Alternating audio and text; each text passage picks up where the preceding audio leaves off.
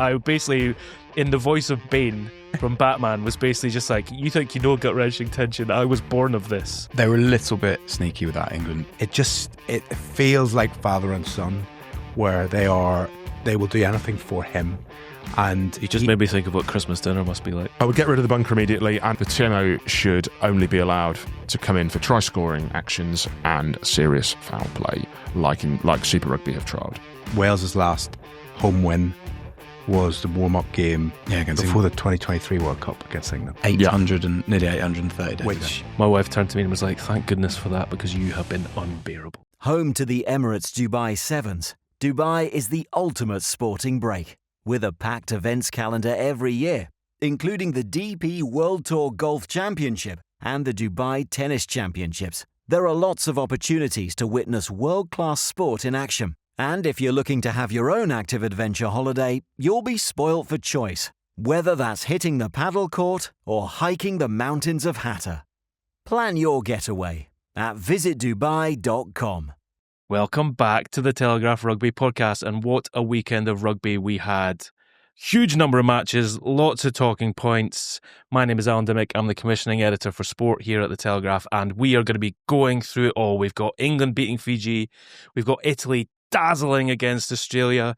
We've got Ireland winning again. We've got Wales, different but same. We're going to get pouring into it all. What? Murrayfield too. What was Scotland playing this weekend? Well, we'll go over that at some point. Anyway, we've got lots to get into. That insidious voice you heard there, that was Charlie Morgan. Hello, Charlie. We've got Charles and Gav here. And Gav, I'd like to start with you. Just your key takeaways from the weekend. What did you make of it all? Hell of a lot of rugby. Yeah, brilliant. Just brilliant. I think probably yesterday's game for Wales was probably the dark moment of the weekend. It was just sad to see them not quite really getting that fresh start reset. Gav, you went in Paris at midnight on Saturday. Waiting for your copy. Yeah. I was going to say, it was pretty dark there as well. It was sort of chuck the towel and we're going home. Yeah, but what a contest, Charles! That amazing. Was. We were watching the game from the media room in at Twickenham, and just to see the roller coaster, it looked incredible atmosphere. The atmosphere was unbelievable. The light show beforehand. Spoke to someone at the FFR on the night, and apparently they're planning an even bigger, badder show for France-England in the Six Nations. So what does that mean? I don't know. He would not give details. It's become a big top secret thing, apparently. Hopefully but the lights beforehand and the way that the teams came out and the atmosphere and the pre-match spectacle was absolutely unbelievable. Taylor as good Swift as anything that I've seen at rugby. Yeah, halftime show. Yeah. I was going to say, as long as there's no parachutists, it's fine as it is. Don't need that. Don't rake up old graves. Well, brilliant. Charlie, you're a self-confessed rugby pig. I mean, there was an awful lot of rugby. You did the doubling up as well, because you were in... I doubled up. You were in Wales on Sunday. What is, just as an advertisement for this sport, what did you make of it all? Yeah, we pointed out beforehand, didn't we? There was at least a couple of World Cup quarterfinals, and it had that sort of feeling of a bumper weekend. It was fun doubling up, different atmospheres. I'd say quite subdued England-Fiji. And the same actually in Cardiff, although there was a bit of bubbling optimism that was pricked by Argentina in the first 10 minutes when Argentina scored twice, but then came back, and actually some of how Wales played was really stirring. But the top line of my report was that it's indicative of exactly where they are, that they can concede 50 points, which is a record against Argentina, and yet still have long periods of game where they're plucky and they're promising. And that really underlines the kind of task that Steve Tandy has, which is what we spoke about last week. But he seems up for that. He seems engaged by that. Before we talk about anything else, I guess, about that game, Jack Morgan's injury was a gut punch, because he had been phenomenal. There was a point in that game when they were 2 tries down where you could almost hear him from the stands just going, right, I'm just going to have to put this game on my back. Yeah. Well, sadly, his sort of last act. The field. Yeah, sadly, his last act, taking a tap penalty and sort of spearing and brushing off 3 defenders to score was the epitome of that. It's a real shame, and it's kind of concerning, given I think they have to beat Japan next week, and then those next 2 games look as horrible as they did at the start. Can I just take umbrage with genuflecting at the altar of Charlie's doubling up, because I also doubled up. From a Parisian bar on Saturday, I wrote the England A match report, watching it on a barrel in a Parisian bar on my iPad before heading up to the Stade de France. So, thank goodness well for done, Charlie. you. Ooh, Thank great goodness double for dip, didn't he? you. Just go in the distance that no one else will go. Well done, Charles.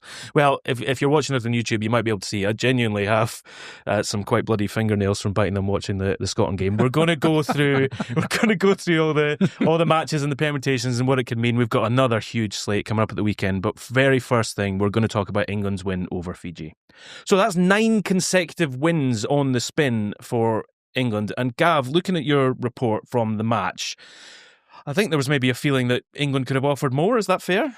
I think it's fair. And I guess when you look back, you maybe go, was it a bit harsh there? I think it was a fitful display, and we saw some really good moments of England. I really liked the way they started the match, and I really liked the way they attacked. What do you mean by that, by the way? Well, because there's been a lot of talk about attack, but I just wanted to get into the nitty-gritty of it. Amazing. So let's look back to England in the Six Nations last year. There would have been a lot more box kicking, a lot more wanting to get rid of the ball straight away. Mm-hmm. I think we saw on Saturday England much more confident and comfortable in possession, and the risk that comes with that is there's more breakdowns, there's more opportunities for Fiji to steal the ball, to cough the ball up. But I thought there was a zip, a tempo.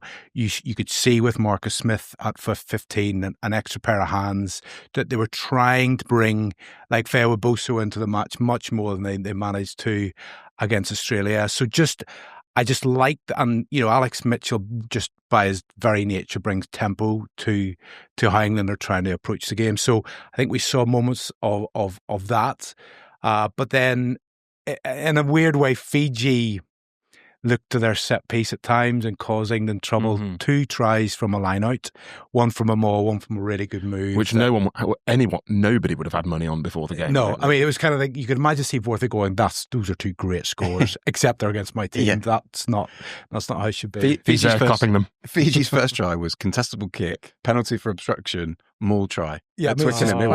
After we'd said, good, Mark Smith is at 15 because they are not going to kick contestably, but they've got that. If they get that in their locker for the next World Cup, they're going to knock over some. And I think Al, when you talk about the tone of my report, is probably it didn't necessarily do justice to Fiji's performance, because I think you're starting to see a little bit, however slowly it is, the Drua, there's a little bit more organisation in their club game, that they're getting a wee bit more consistency, conditioning, cohesion, and I mean they just have the best rugby players in the world. It's always been that way. They just are incredibly talented, forceful, explosive, play with this incredible freedom, but they've just always lacked the kind of nuts and bolts of test match rugby and how to win matches, and they get that right. They are going to be a quarterfinal, semi-final team come 27. Tell you what, just operating on vibes, and by the way, we've got expertise here. I'm here for the vibes.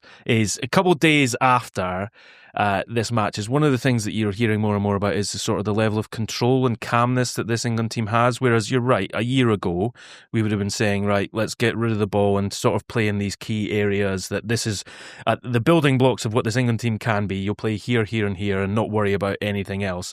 Certainly, it feels like now because this is a fixture that, with best will in the world, is sometimes can be looked at as lose-lose. If England win well, they were expected to win. If England don't perform well and lose like they did before the Rugby World Cup, then it's a case of, this is an absolute disaster. So you've got to do the job, but to not panic and actually be playing in the right sort of areas. I mean, Charles, in terms of the progression of this England, I don't know what iteration we're on now, 12.0, whatever it is, of England.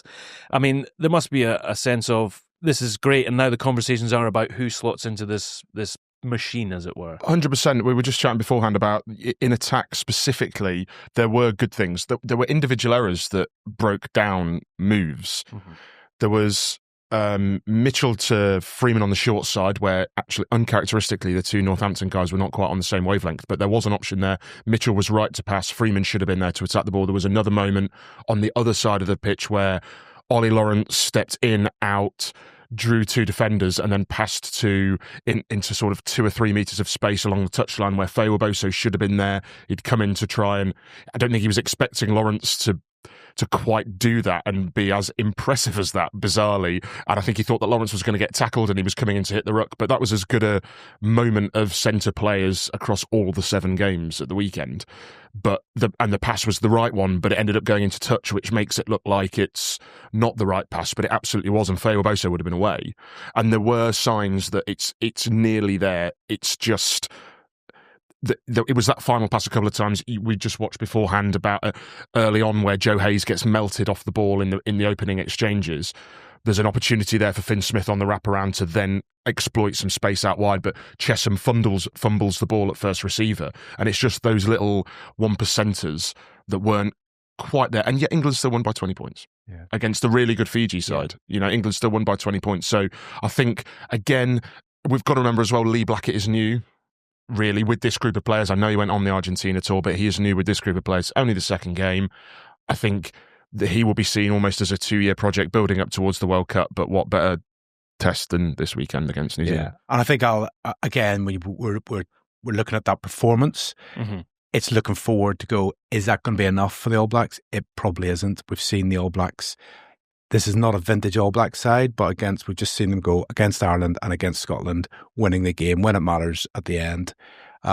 England, this is going to be a glorious opportunity for England to really lay down a marker against the All Blacks. It's a scalp. It's a big scalp if they can win this Saturday, but they're just going to have to be much, I guess, more ruthless and iron out those mistakes. And I think it's still, as Charles says, it's a side that's still finding its way a little bit with a new coach, new coaching team, and new options. And it'll be really interesting to see how we'll get onto selection in a minute, but to look at the options that Steve Borthwick has. And I think probably there was the 2 injuries last week to Stewart and Roebuck forced his hand. I don't think he has made as many changes as he would have done.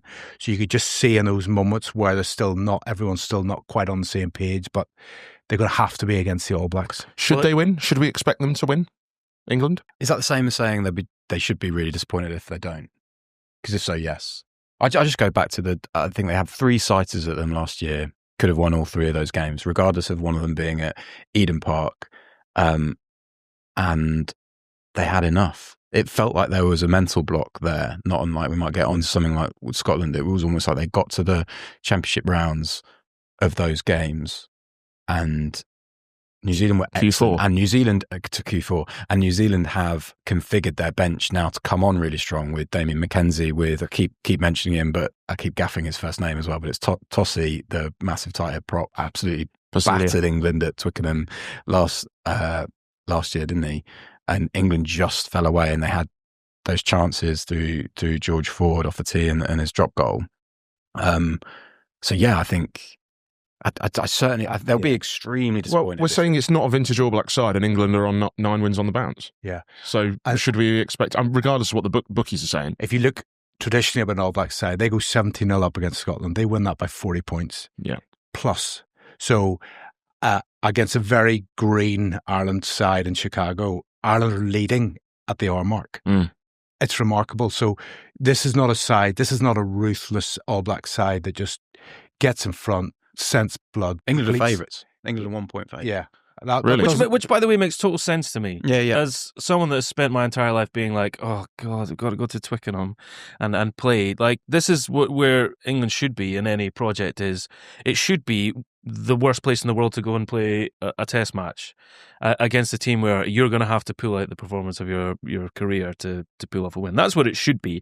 And that's why when everyone else revels in the troubles that England have had in recent years, it's because it wasn't that. So to be building up towards that, it's funny though. Sport's a funny thing. Is any sports person in the world you want to ask desperately wants to be the underdog in any scenario. I was going to say, how would England feel about this? So we'll probably have favourites against the All Blacks. They will hate being favourites. Yeah, they'll be playing it down. And it's the one thing the All Blacks are the best probably in world sport at being the favourites. Yeah, they've got the no pressure, problem. and win. I'd say South Africa as well have absolutely zero problems with being the front runners. No.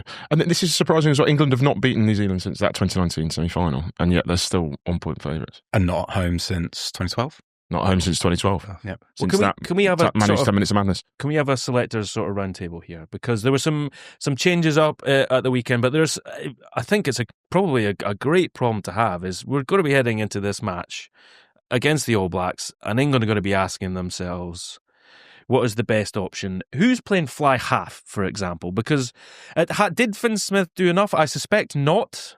I suspect that George Ford is probably still... He didn't do enough in terms of, if you're judging him on that one game, no, then Ford would come back in. Let me rephrase that. Is he the right man to play against the All Blacks? As much as Ford is, I think. I think there is going to be complete cop out from Charles. No, I'd start Finn Smith. I'd have George Ford on the bench. I think So you'd go 5-3, or would you manage 6-2? 6-2. I think that, which is a gamble in itself, but it hinges on the story that you've written of, which I'm really intrigued by, is how comfortable are they with giving Finn Smith out of necessity 10-15 minutes at 12. Yeah, and Ford at 9. And is your selection? Is it Ford at 9, covering 9? No, is it not 6-2 with a Ford? I've got a scrum half on the bench. Ben Spencer has sneakily been. This is going down the rabbit hole of my brain a little bit, but he's been filling in at sort of 13 in the defensive line a lot. He's a big, mobile, powerful athlete himself who could do that, which is handy if they get into lots of contingencies. Can I just go back? The good headaches thing. I think they're good headaches I think they're good headaches in the pack. I think the back line they're painful headaches. I think they're really difficult headaches. I think, do they go Fraser Dingwall, renowned as a really good organizer, really influential leader. He, it can maybe seem superficial, but he was one of those guys given the vice captaincy for this weekend. So he's clearly got a lot of authority within the group. And everyone's a co-captain and vice captain these days. Would you describe him as a glue player? I've seen it done. There's a tricky question over that midfield for sure. He hasn't looked at Lawrence and Freeman yet. Despite having kind of put them together at the end of games before. But that gives them the most sort of robust. Mate, it's the All Blacks. It's the All Blacks at Twickenham. Is he borrowing Gregor Townsend's selection tombola? But some of it's out of necessity of the backline, right? Because of those tricky injuries and stuff. And then you've got Elliot Daly coming in, and the indications are that he hasn't played in 6 months yet. He is very much in contention to play, if not start. Yeah. If you look at that midfield, that's the one combination they haven't started yet this autumn. And I think that if Daly is fit and Daly is deemed match ready, he will give you that second distributor, and it will be much easier to do at fullback. And it gives England the chance to see Lawrence, Freeman together. Yeah. Powerful, explosive. It's just a massive gamble. And he said ahead of the Australia game that he didn't want to start Tom Curry because he hadn't played since the Lions. So he's coming off the bench, and he's come off the bench in 2 weekends. I would start him this week against New Zealand in place of Sam Underhill from the Australia pack. But then Daly, having not played, first test since the Lions, first match since the Lions, thrown in against New Zealand. It's a massive risk. I'm not saying it's right or wrong. I just think it's a big gamble, I think. Did Caden Doris play for Leinster before? No, and there's a few of the Irish boys didn't. Yeah, Doris didn't. They can do so it. We've all picked our teams, and I think that now might be the time for Tommy Freeman at 15, and then you can keep Fowler-Bosa, you can keep Roebuck. You've got a really nice balanced back division, and then you've got Dingwall and Lawrence in the centres, which is keeping a bit of continuity, and you've got glue player Dingwall, who offers, even if we've not seen it too much in a white shirt, offers a distributing option. I like the theory of Freeman at 15. I think it's mad that if that were to happen and you've got your best back, one of your best backs starting in 3 different positions, in 3 weeks. Yeah, but I mean, as I said, the counter to that is if he moves back to 13, which if that does happen, he's still going to have played 3 different positions in 3 weeks. It's just that 2 of them are the same, with one in the sandwich in the middle. So it's only one step down, really. He's still changed every week. The other thing, Charles, just to remember, Daly on the Lions tour was one of the form backs. Yeah, he was in incredible form, really great shape, condition. Looks like he's really, really re-energized, really focused on this 27 World Cup. And it's great for Borthwick to have those guys like the wrong side of 30, but still desperate to be involved and wanting to be key players. And I think we don't know necessarily how much has been going on behind the scenes. By my still not the same as get your first contact to being against the All Blacks at Twickenham. No, this is my point. Yeah. And Daly's class, I love him. I think he'd be in the certainly, if everyone's fit, he's in the 23 every day of the week. He may be even in the starting 15 in terms of peak of powers. Everybody fit. I'm just concerned. I'm just concerned that it is New Zealand, and maybe in an ideal world, they would have wanted him fit for Fiji to start against Fiji and get some game time under his belt before New Zealand. Maybe, I don't know. Yeah. I just think, regardless, not to do with how good he is as a player or his value or his worth. I just think it's a bit of a gamble to give somebody their first start against New Zealand, having not played since. When would it have been? July. It is a gamble, even if he goes and nails it. It's still a gamble. Just to go back, rewind a little bit, 100% agree with you. I think now is the time to unleash Tom Curry, isn't it? Yeah. In fact, that back row is really intriguing because do you want to stick with some of the changes you made, or do you just...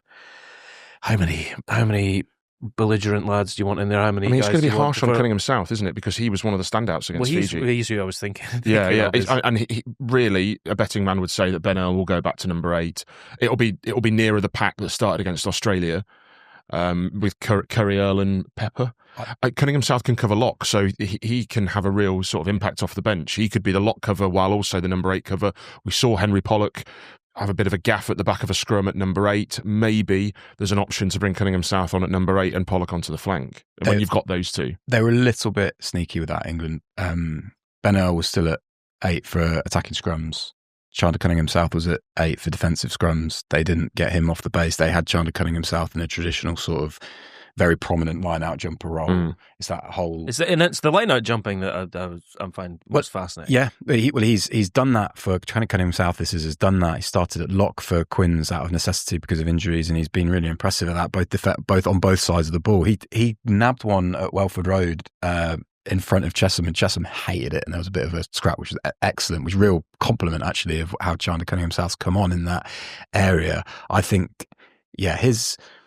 huge shout, this, and it's not to compare them at all, but think of how someone like Courtney Laws added bits and bobs to his game, became a nimble carrier, became a jackler, became able to throw those tip passes. That's what Chandler Cunningham South can look at to make himself indispensable. And I think covering lock makes him a really, really big part of this side if Borthwick is, as we expect, going to carry on with 6-2 benches. I mean, could we see even Pollock dropped here and Cunningham South covering 8 with Coles?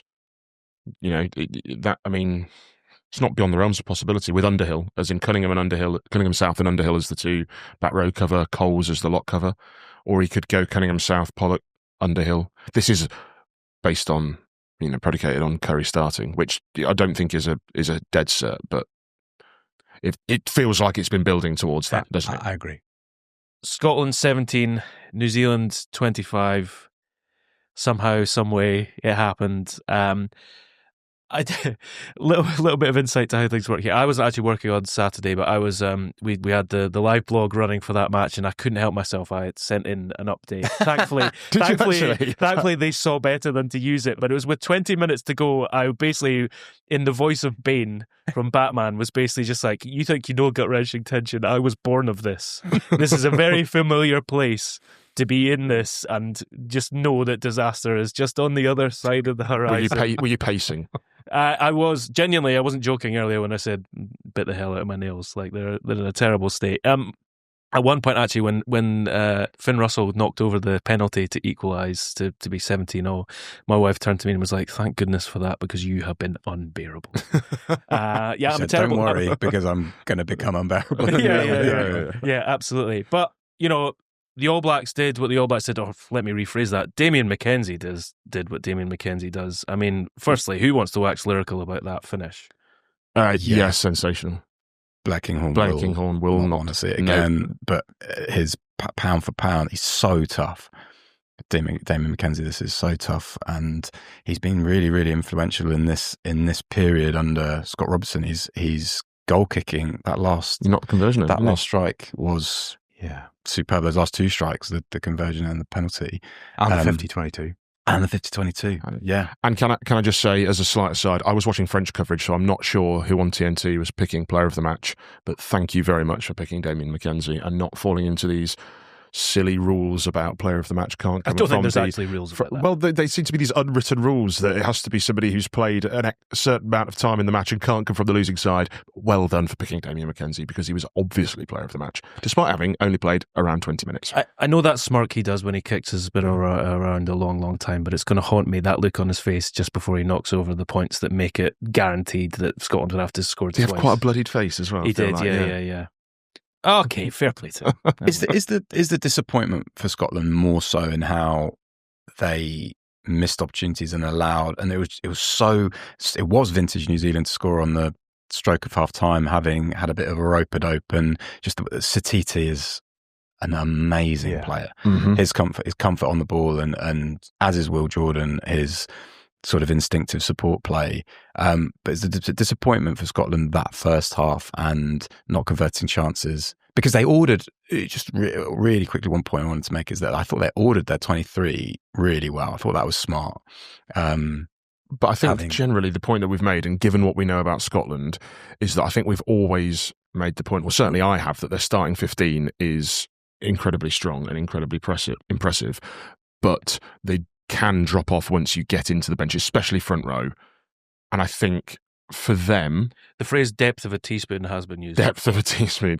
And for them, knowing, well, they might not know this, but certainly as an outside observer, we look at the 23 and think, you might be struggling in Q4 in the last 20 minutes. I think the real problem is in Q3, not Q4. Well, yeah, but Q3, Q4, when the sort of bench, when it looked like there were changes being made, that's when they dropped off. And Scotland, with that bench, with that depth in the front five, cannot be trailing by that far. Yeah. Because it's the starting 15 who expended, regardless of what the score was at Q3, Q4, it was the starting guys had given so much. Yeah. And were knackered. So I think you're touching on some key points that in the first half, incredibly galling to be switching off at key moments. So when Lord, fair play to him for identifying that there was no one competing in a ruck, so it wasn't a ruck, and to pick the ball and go through, completely under-resourced breakdown anyway.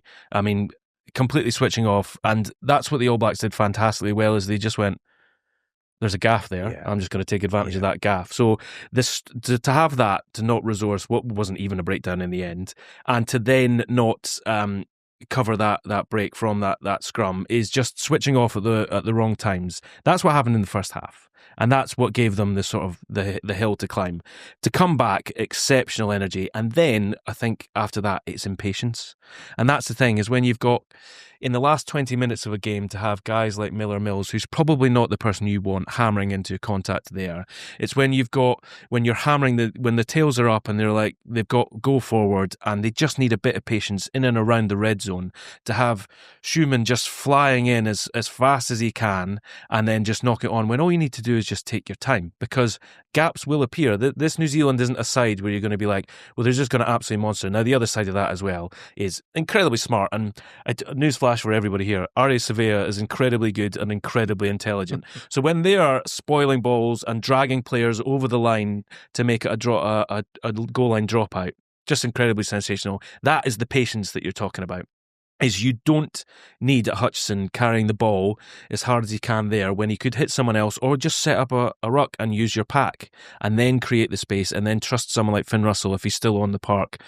Also still concerned about that. We'll see if there's any updates about his health. Seeing that. And that's what it is. Now, you learn from those things, but it's just, that will forever be the difference. If we're going to see Scotland ever defeat the All Blacks, is what you need at that point is just to calm our heads, to be like, you've done sensationally well to get parity here. You've got a bit of go forward. Let's be canny with it. Then, of course, make your tackles on Damian McKenzie and don't let them run through. And on that point, there's a lot of this is about psychology. Yeah. And you have seen Ireland had exactly the same issue with the All Blacks for years and years and years. They finally got over the line in 2016. And from that point, they beat them 5 times. So it's when you know you can beat the All Blacks, and when you know how to beat the All Blacks, and that the mystique of how they play the game, that you're waiting for them to take the game away from you at any point. Until you've done that once, you're always going to have either doubt or desperation. or both. Yeah. And in those moments, you're knocking the ball over the line, you're dropping the ball over the line, you're desperately trying to squeeze every moment of every game of the game to get ahead or to defend the lead or chase down. Until you've done it once, it's always going to be that doubt in your head. And Scotland got excited, didn't they? And maybe they'll be better off for this because it took Ireland. I think even the game this weekend against Argentina is going to be fascinating. But I mean, yes, for that, but also generally against the All Blacks, maybe they needed just to prove to themselves that they can go almost toe to toe. Admittedly, it did get away from them a little bit at the end, but now maybe psychologically they are going to look at this and go, actually, there wasn't really much in it. We could have been, because the Ireland, before they beat the All Blacks in 2016, there was that game in Dublin 2013 where the Dane Coles offload right at the end in the final moment. They took massive learnings from that, and effectively Ireland had stopped playing. They got in front and they'd stopped. You're almost thinking, right? Did they go 21-0 up? Something like that. They scored 3 tries, didn't they? Yeah, they were clear, and then they stopped playing this in Q4. Yeah. So they learned from that 2016, and the message 2016 halftime was, we have to just keep going after them for the next 40 minutes. No stop. This just in, we've hit our quota for Q4 mentions in this podcast. Just from a Scottish point of view, I'm actually still hugely encouraged. Christmas bonus. I'm still massively encouraged with it. All it takes is for one little moment for wee Darcy to not get tripped or to sort of have the ball and just somehow miraculously, incredible stop in the corner, but to dot those down, and that will be the difference maker. It's at least very good fun to watch, and it's really encouraging. Interesting thing about that sort of mentality, and Brian Moore in his column today, if you haven't read it, give it a shot. He's talking about how England at Twickenham this is a match that England have in their capabilities of winning, but they have to do certain things. And in it, he talks a bit about the mentality. I don't think, wouldn't say that this England team should be overawed by them. So looking at how they played against Scotland, I'll come to you on this, Charlie, is the opportunities. What would the analysts this week from England, what will they be looking at from that All Blacks performance and saying, right, let's keep a good eye on that one? Boy, I think high ball again. I think that's more so maybe because that's such a strength of England's, but also Carl Steyn. That was what I was talking about. I thought it was a really shrewd selection from Scotland. Carl Steyn wins that restart back to in that point when Scotland really are building pressure. And you're right to say that's about patience. Caleb Clark dropped a couple as well, didn't he? I feel like an high ball, and I think where Scotland are truly elite is that ball movement, and it's how they feed space out wide. I wonder whether England can do that at the minute. I think they're working towards that level because I think they have to be, because they're not going to be a side that are going to be north-south bullies. They're going to have to, when they're at their best attacking wise, they're going to have to spread the ball a fair bit, and that's going to be a real test, because that's where potentially the opportunities are, but they're going to have to be better than they have been, England. So maybe in that respect, the two sort of the clunky experiences that England have had over the first fortnight of their autumn campaign will focus them on that being really important, because that felt like where Scotland were. Where the game was for Scotland, speed of ball through the air as well. I think that's what they look at. I also think that just depth wise, Satiti has been a formidable weapon for New Zealand off the bench. Him starting then meant that it felt like they maybe lacked that little bit of impact in the back five. New Zealand, they seem a little bit stretched there. So you're thinking the maul has come on strong as a weapon for the maul, and the scrum have come on strong as weapons for England with the way they've used their 23. So I think they'll look at that, and they just have to be mindful of, and I think they are doing. Jamie George spoke really well about it later in the piece on Saturday, being able to flex your muscles set piece wise. England will look beyond sort of 50 minutes. England have won the last half hour, or since they've brought on 5 forwards and 4 forwards altogether in the first 2 games. They've won 15-0 against Australia, 17-0 against Fiji. That's been the winning of the game. that's clearly going to be an area that they're going to target again. And I think on that point as well, Charlie, line out is another area. If you look at the game in Chicago, Ireland's line out malfunctioned, but so did the All Blacks. Ram Baird got up and stole 2 or 3 balls. So I think that's another area where, and it plays that sense of bringing on a really strong bench stacked with forwards to see. And there was no Scott Barrett, of course, at the weekend. There's no Scott Barrett against Scotland. Tell you what, I'm fascinated to see how England's scramble defence stands up in this one, because it's going through your phases and having your structure and contestable balls. You're obviously, with contestable balls, you're trying to create a bit of chaos so that you can then use structure off the back of it. It'll be interesting to see, because obviously the killing of Scotland in this match was when you get that sort of break somewhere and it's the inside ball from an unstructured defence against it. That's the kind of thing that was where the All Blacks are so good and still are so good, regardless. It's had 7 points, right? It's a little slip around the breakdown for the first try, just with spacing, I guess, and overfolding and leaving sort of yourself light on the short side for Jordan's try, and that's 7 points. Bang. Yeah, but there aren't many countries, characteristically Kiwi, there aren't many countries whose third choice second row would do that or would be able to do that. Yeah, great shot. That was really, really impressive, and just, as I said, just shows how comfortable New Zealand and I think you can attribute this to Australia as well, how comfortable 1 to 15 are on the ball. And I don't think even Marrow. I don't think Marrow would have handled that situation as well as Josh Lord did. But Marrow obviously has strengths elsewhere. But I don't think even England's starting second rows would have been as impressive as that in that situation. Just so composed, calm, decision making, brilliant. Quick wave Cameroy I think he's elevated. He's very good at the rugby. But he's elevated. His return has really elevated the All Blacks. They look. Go far as to say they look a different side with him. I've got to say, in rugby terms, there's few better weeks than this one. When you've got the All Blacks coming to town, you can sort of feel the excitement building. It's a real yardstick for where this England team is. We're going to be with you for every beat of that. We're going to be going through it all. Please stick with Telegraph Sport for all of our coverage from that. I think now would be a good opportunity, though, to go through the other games from this weekend. Home to the world-renowned Emirates Dubai Sevens. Dubai is the ultimate destination for a sporting break. With a packed events calendar every year, including the DP World Tour Golf Championship and the Dubai Tennis Championships. There are lots of opportunities to witness world-class sport in action. Away from the stands, you'll find plenty of ways to have an active adventure holiday of your own. Try your hand at paddle, the world's fastest-growing sport. Walk the breathtaking hiking trails of the Hatter Mountains.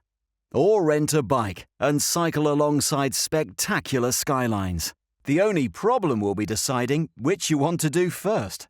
Swap the winter chill for sunshine and plan your sporty getaway at visitdubai.com. Charles, you were in Paris. I was. And my words, Springboks, how do you stop them? Yeah, an odd game, actually, in terms of the build-up and the atmosphere was sensational. We've already touched on that. It was an odd game in the sense that France were leading after an hour and have been beaten comfortably, easily. 17-32 was the final score for anyone easily almost. And they still, at times, looked very French in terms of the style and the cutting edge of their attack. Try was just very. But they had times in the second half as well where they missed a few opportunities. They didn't have tons of opportunities in the second half, as the Springboks readjusted to that red card really well and started to turn the screw, especially after Louis Bielre's sin binning. But France still had opportunities to score tries there, and they just didn't take them, and they were missing some real big hitters. You look at Dupont and Antonio and Movaca and Francois Cross and Moefana. They were missing some big names. But that French team, I think there was a massive error from Galtier bringing they brought the bench on far too early, given the drop off in certain areas. Because Marchand was going really well at hooker. Montagnier wasn't doing too badly at tight head. Meafu was probably the best player on the park for the first 50 minutes. And then they all got hooked in what seemed like preordained, pre-planned changes. And then with that and the yellow card to BLBRA, Springboks pounced. Cards, I'm going to come back to you because I think we need to dedicate some time talking about the bunker and the brilliant piece that you wrote at the weekend, Charles. Just to come round to this though is you have to respect the Springboks, Gav, because the way that they can play different types of game is surely the mark that all Test teams at the moment want to be hitting. I mean, they're the preeminent team in the world at the moment, aren't they? They are, for a number of obvious reasons, but also what is so impressive. We talk about hybrid players. We talk about what England are trying to do. South Africa are so far ahead in this, in that they both have the kind of the size of athletes who can mix it between playing on the flank or the centre.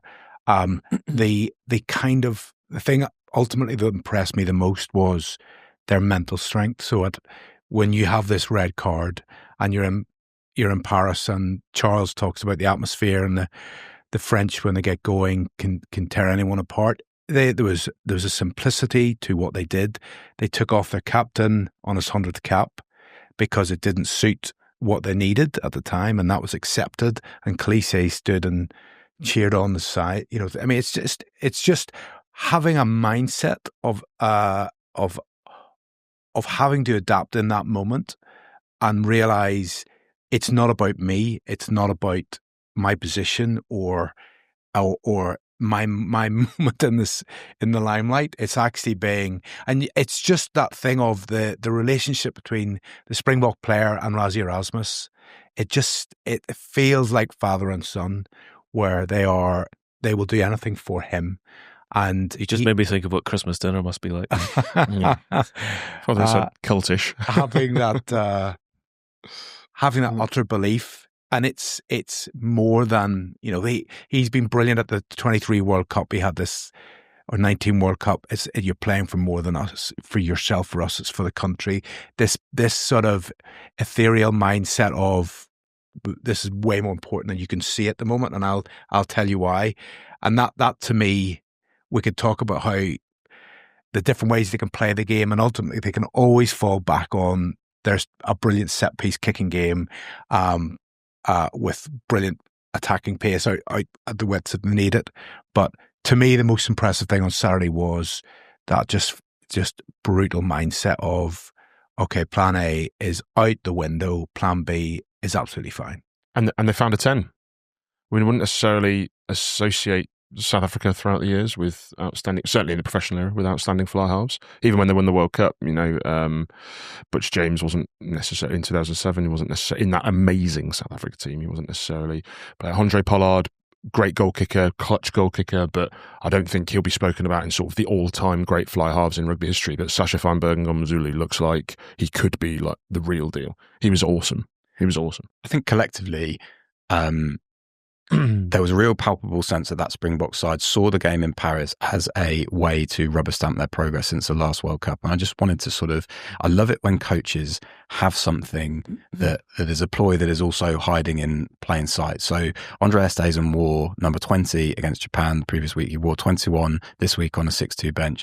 This was Rassie Erasmus saying, this guy is a back rower, or certainly a potential back rower. He played a huge part after Ludwiger's red card, as far as bulking up the pack. And the other thing, but you played both in the same half. Yeah. But that is, as in attack he was at 12, then at scrums he was on the back row. That is that's the best I've seen a hybrid player work. It's no longer theory; it is working in the heat of a really massive. It's not fanciful. It's actually essential. Yeah. It's actually almost not hybrid. It's just basically like your centres now scrimmaging. And the other thing, just I wanted to note about the way that the Springboks have moved on since the last World Cup. Their finishing backline for that game was Grant Williams 9, Manny Lebok 10. They had Jesse Creel 13, Colby and Arenza on the wings, and Sasha Feinberg-Mngomezulu had moved to fullback. That is rapid. That's how they're evolving. That is so quick, and it came to light in Grant Williams, who only started at the last World Cup as a winger. One of 4 scrum halves. Darting through a gap. Feinberg-Mngomezulu wrapping Dymock and taking the space. And Ryan did it earlier in the game as well. And making a French side with a lot of very agile athletes in it look a little bit sluggish towards the end of that game. Can I stick with you, Charlie? Just rattling through the other results. Ireland defeating Japan. I don't think there's a huge amount we could say on that, but I think we should give Italy their flowers for their 26-19 win against Australia. Obviously, Australia are now, I'm imagining, just hoping for this tour to end. There's been a lot of rugby for them, but instead of focusing on Australia, not delivering, Italy, you got to say, round of applause for them. Yeah, they've progressed, and it's something that is quite, I guess it's quite a cliche thing to say, but Conor O'Shea, when Conor O'Shea was there, the whole sort of when he left, the whole sort of feeling was that the results from the senior side may not have been shining examples of progress, but believe me, he has done a lot of work in the age grade systems, and that seems to be paying off really well. That's a statement result. The Six Nations, we always get to the end of I don't know, I feel like I'm starting to sort of turn attention to how good the Six Nations might be already. It's going to be awesome. And the ceiling is, Wales need to get themselves together, and I feel like being there, there's certainly threads to tug at whereby they can rally around, and Wales can have. They still got 50 put on them. This is the interesting thing. It's like the start of a They did, but it's going to take a while. But Italy are bringing the floor up, aren't they? And they have the ability to turn over sides at home now, and that's great. And I think we're now at the point where the default would have been that Italy were the worst team in the Six Nations, could nick a win here and there. I think, are we now not at the default where it is Wales, and Wales might nick a win here and there, and Italy will be going to Cardiff probably as favourites in the Six Nations, even in Cardiff. And we have to mention as well the marking of Michael Lina's son Louis scoring and Montioni scoring two Aussies. Two Aussies scoring against land of father and It must birth. have been a really, really weird day for Michael Lina. Yeah. Oh, such a weird day for Michael Lina. Yeah. Watch your son score for Italy and win in a country in which you lived, but then you are Australian, you played so well. One, maybe two, was he in the 99 squad? 2 World Cups for Australia. Your other son is in the squad for Australia and injured. Must have been such a weird day. Yeah. Right, we are going to move on, but just quickly, Gav, I'm going to put this on you. Just a little bit more on Wales. What are you hoping to see them do as they progress through this November? Gosh, so I think I'm really encouraged by what Charlie says. I was watching it on the TV. I can get a sense where there was a little bit more, like it got so dark and doomy and gloomy, and the heads would drop straight away. What was the atmosphere like? Do you know what? Ben James credit for this. It was the lowest attendance in 9 years, and there seemed to be a lot of sort of giveaways happening and things like that. And it was like a family vibe to it. There was a couple with. I was sitting behind Dan Bigger and Craig Toyle, the TNT team, and then just in front of that there was fans with a baby who must have been 6 months old, genuinely, and I think they and they got her in a few photos with Dan Bigger, I believe. But that's what it felt like. It felt like it's got a slightly subdued but interested atmosphere. It threatened to really become apathetic in the first 10 minutes when Argentina scored, and it threatened to then become a bit like,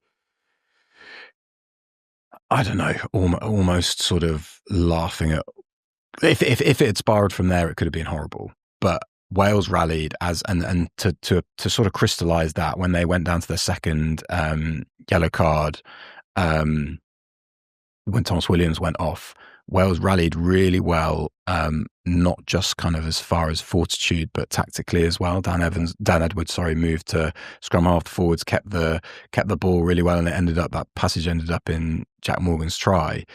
Those to me are really encouraging signs, because that it's smart, and also it's come on, we've got our backs to the wall here. Let's show a bit of pride. And I think maybe Argentina blew hot. They're capable of really messing up an entire 80 minutes, and they did not do that. They were score when smart Pablo themselves. Matera fielded the kick and then Well, went through a gap and then left foot. Last play of the How first good is half. Mateo Carreras as well? Yeah. Oh, geez. Yeah. I tweeted this, that the press box at Cardiff is low. So you really get a sense of how, the zip on passes and the collisions. His ability to change direction, and he is just like, he bounces through defenders. He's phenomenal. And he did a lot of work close by. Dims, I was just going to say on that, I think I'm right in saying this, but I think Wales's last home win was the warm-up game before the 2023 World Cup against England. Nearly 830 days ago. When we talk about atmospheres, cauldrons, I can't, in all my professional life and working in rugby, like, Cardiff is the place where no one wants to go. And to hear that record on the weekend is staggering. And that's how far we can sort of talk about green shoots, but they need to somehow find a way. They need something to rally around. That was palpable. You're talking about the atmosphere there. It was like the crowd were desperate to see something that they could get behind. And it was sort of the performance of Jack Morgan. Yeah. And then he gets injured and goes off. They were a little bit, so for a good example would be when they went 14-0 down, they score a fantastic try, really incisive phase play. Then Thomas Williams takes a quick 22 dropout. They swarm Argentina, force a knock on. The atmosphere was fantastic. We just need more of that. Okay, well, I mean, we could talk about this forever. Isn't rugby great? Fantastic. You know what? We're going to cut to your questions and your hot takes as well. But before we get into that, we've got something else which is quite an interesting talking point to get into. We've been talking about the rugby and it's been fantastic, but there is one little nagging thing at the back of the head. And I'll tell you what, nothing winds up rugby fans more than a lack of consistency, which brings us to the galumphing point of rugby's bunker. Now, Charles, you wrote a piece off the back of some of the action at the weekend and actually from the week before, where we sort of left ourselves scratching our heads saying, or at least you discussed, what is the point of rugby's bunker if big decisions are going to be different every time? Correct. And I think the best way to sum it up is it doesn't matter almost whether it's working or not. Is it worth it? So if we said as a ballpark, and this is sort of anecdotal and a bit guesswork, if we said that referees' accuracy before the bunker for these sort of decisions was 90%, for the sake of argument, is it worth still getting decisions wrong, the extra resource, the extra cost, the knock-on effect on the spectacle, the extra confusion, the added layer of bureaucracy to then push that 90% to 95%? For the sake of argument, so give us just so listeners and viewers have an idea of the kind of thing that we're talking about. We obviously had the burn incident. The burn incident that was then that went up to the bunker and was then overturned completely during the week in a disciplinary manner. That can't happen. With the bunker, no. The bunker made a decision, and then the powers that be had a look at that decision and said the ref had a decision. The ref made a decision, referred it to the bunker. The bunker had all the time in the world to make the decision. And then that was overturned at disciplinary hearing. You then have on Saturday England-Fiji. You're bunkering the bunker. Yeah. You then England-Fiji. The bunker, the age-old question. The bunker. At England-Fiji, you then had the Emmanuel Feiwelboso yellow card that went up to the bunker for him being taken out in the air. We don't know yet if that's going to be overturned. That is a 20-minute red just all day long. Feiwelboso literally could have died. And it was only his athletic ability. He put his arm down, and if he didn't, he'd have been in a wheelchair. And he dashed on. Yeah, I know that was remarkable. Again, but that should not come into the equation. But it does. But it was remarkable. Yeah, absolutely remarkable in terms of his athletic ability. The high ball was a mess. The high ball, complete mess. How that stayed at a yellow, really, really not sure. I think in the Prem, that's nearer a straight red every day of the week than a yellow card. And obviously, as I mentioned in the piece, the Prem, top 14, URC, they don't have a bunker at all. So, and we're sort of managing okay in those leagues. And then in Paris, we have Lud de Jager, straight permanent red for shoulder to the head of Thomas Ramos. Already, as just someone, if I'm just coming to this and I don't watch rugby every week, and I'm just like, oh, this test stuff's great. Wait, why are these all different? Why is every situation just... And that's the nail on the head. Air. And we are sitting talking about it.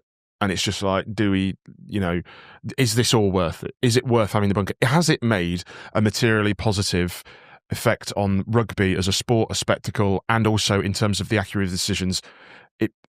No on the first two, on the latter one, not enough. And Charles, the thing about the accuracy of the decision is it's still all an element of subjectivity. Of course. So we are never going to get it. So then, if you're sending to a bunker and then you're able to analyse, is the pass forward or is the try scored? There's a line, there's something that's clear. But if you're talking about interpretation of a collision, it doesn't matter if it goes to the bunker. It's just someone make a decision quickly and let's get on with the game. And Angus Gardner on Saturday night, bless him, he thought that it was just because that's the instinct now of all referees is just send anything to the bunker. And then actually it was Christoph Ridley and Nikra Mashikeli, who's two assistant referees, who were going, ooh, but if we send it to the bunker, that means it cannot be a straight red. And then if it comes out that Joël Juge and World Rugby think that was a straight red card, that's a wrong decision. That's a black mark against them. So then they were saying, are we not talking actually that this is egregious foul play? Lou Diaga's arm is completely tucked. It is a shoulder charge. Admittedly, Ramos drops, but their argument was Lou Diaga is always illegal. He is not looking to make a legal tackle at any point.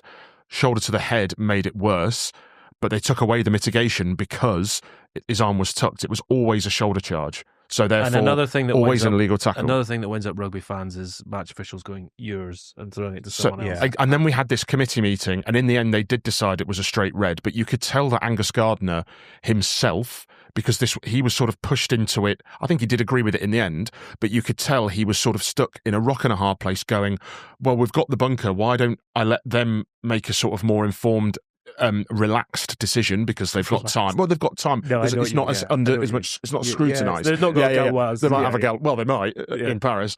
And then he was but then.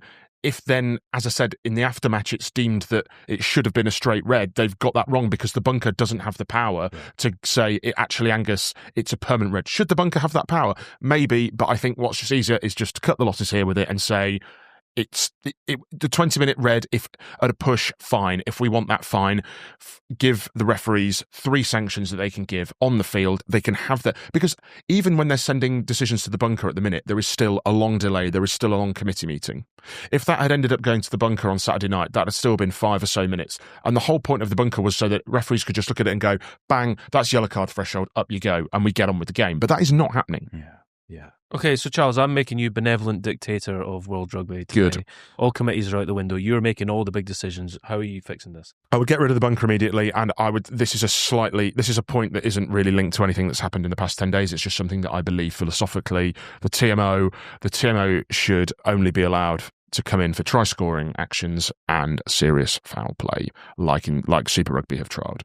And we stop this constant badgering from, like we mentioned last week on the pod, with the ARs and the TMO in Nikra Mashikeli's ear in England against Australia, constantly wittering at him. And it cannot be good comms, excellent, helpful to have more eyes and ears, but the constant jabbering, the wittering, having these constant conversations is just not good for the game. It's just not good for the sport. It's not good for the spectacle. I don't think it's actually that helpful for referees.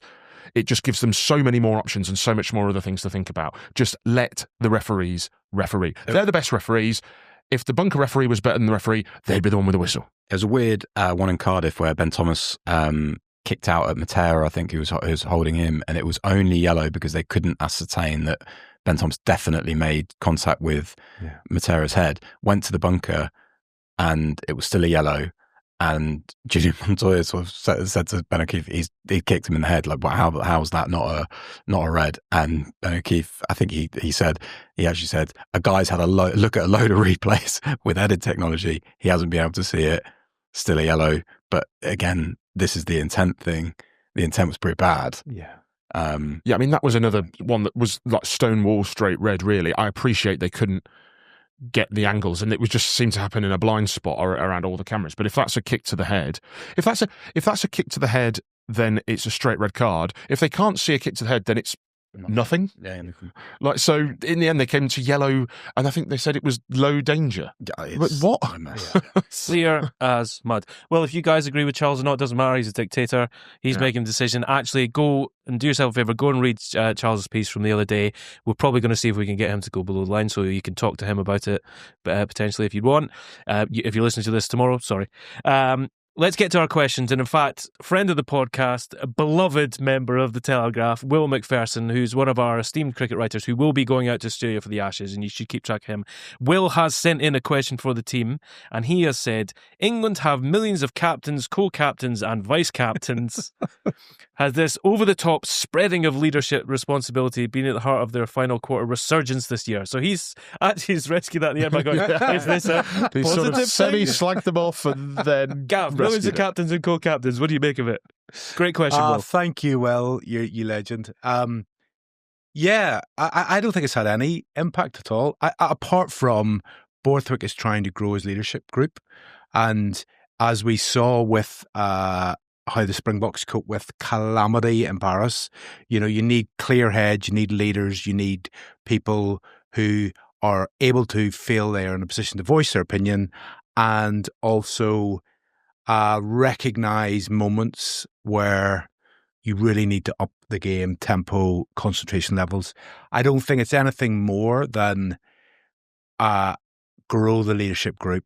And I guess, if you have a co-captain or vice-captain beside your name, it's going to mean something. Yeah. And it's going to maybe, you're going to... Is that something you get embroidered on your shirt? I don't know. A sense of responsibility. You might, and also it's you see how the person reacts to giving them. Some people will behave, will get too excited, too shouty, too... So I think that's really, it's about, not really about the title beyond having leaders. England won the World Cup in 2003 with leaders. It wasn't long ago when Eddie Jones was talking about this vacuum of leadership and bombs going off and eggs being broken in the back end of games when sort of... all sorts. It was all the public schools' fault. Really, yeah, it was all the public schools' fault as well. There was the moment that Jamie George was talking about the Kuravoli's disallowed try, there was a real clarity, not just with what England were doing with that huddle, and they've spoken about how they got a kind of clear direction, but Ellis Genge had gone off, who was captain on the day. Maro Itoje hadn't come back on yet, so Jamie George was the captain. You think about, so Jamie George, recent captain of Saracens, Ollie Chesham, captain of Leicester, Dingwall, captain of Saints. I'll have missed Maro Itoje, current captain of Saracens. There's a lot of guys now who have that experience, and maybe it looks, I think the point that Will is making is that it looks superficial, and everybody loves taking the mick out of 5-6 vice captains and whatever, and it does look a bit weird when I think Henry Slade was a vice captain for one game maybe a couple of Six Nations ago, and then was dropped for the next game. So maybe that looks a bit odd, but whether it's superficial or not, it definitely does give them clarity as far as who's going to be speaking to the ref, who's going to be relaying the messages, and ultimately, what are they going to do and how much direction are they going to have at the back end of games? I agree with everything that's been said. However, what I would say is it is quite silly to name a England 23 where you have a co-captain starting and a co-captain on the bench, because clearly Ellis Genge was just the captain on the field. Maro Itoje was not speaking to the ref from the bench. Sure? And so, well, I haven't seen any footage of him doing so, but if he did, then fair play. So just say that Ellis is captain, and then when Maro comes on, he will reassume the captaincy because he's my England captain. Like, it's not rocket science, is it? You don't need to have... Ellis Genge wasn't co-captain. He was the captain. You're saying it looks superficial. It is superficial. The referee will start the game and go, right, who am I speaking to? Yeah, great. Cheers. Good one. I'm vice co-captain. Yeah, exactly. Quite. Okay. Assistant to the regional manager. I'm gonna rattle through a couple of these. Doug has messaged in RE Scotland. I'll take this one on. If you've been the coach of a team for 8 years and you've just had another nail-biting defeat to a top 4 team after once again failing to turn up for the first half, is there anything you can say on the team that is new, insightful, and in any way gives them hope? That's going to be about Scotland. Is it? Thank you for sending in your question, Doug. I suppose it's the manner of these defeats which is the really key point, and it's a lot of them come down to individual moments. As I said earlier, it's just one of those that'll spark. It's interesting. I think that how that question is framed will be all the different after Scotland play Argentina, because realistically, it was eyeing up history against New Zealand. Could they finally do it? If they did, well, then it doesn't matter what happens the rest of November. What a phenomenal success that would be.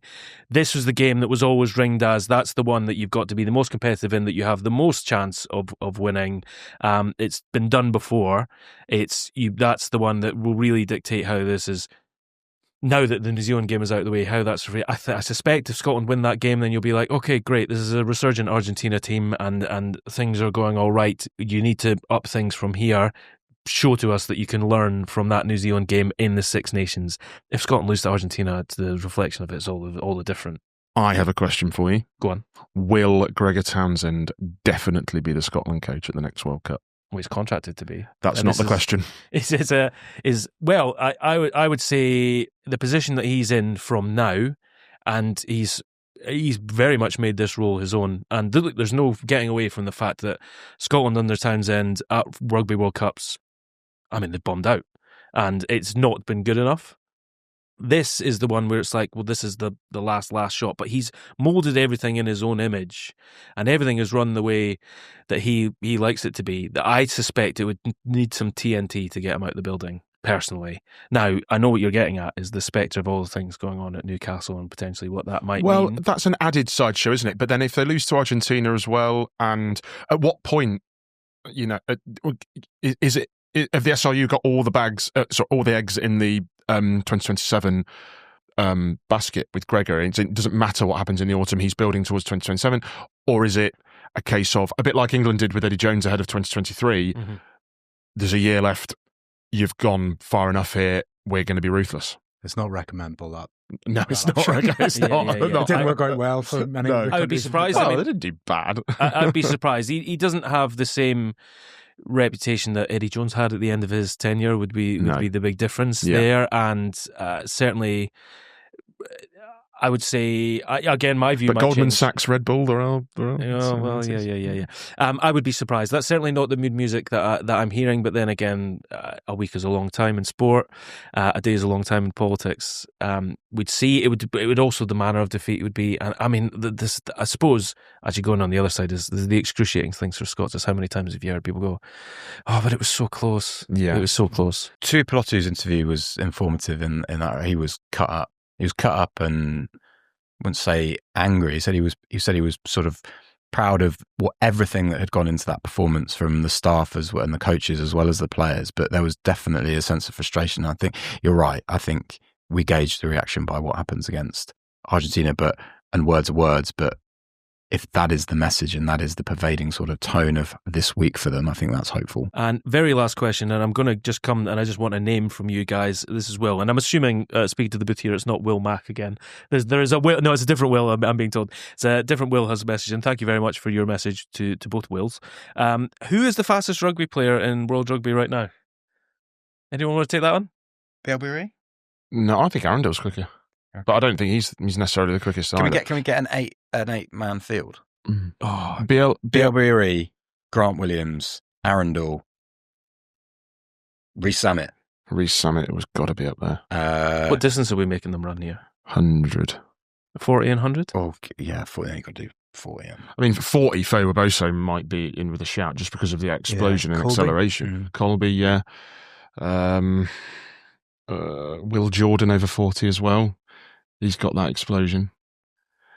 I mean... Henry Pollock. Henry Pollock. That's low.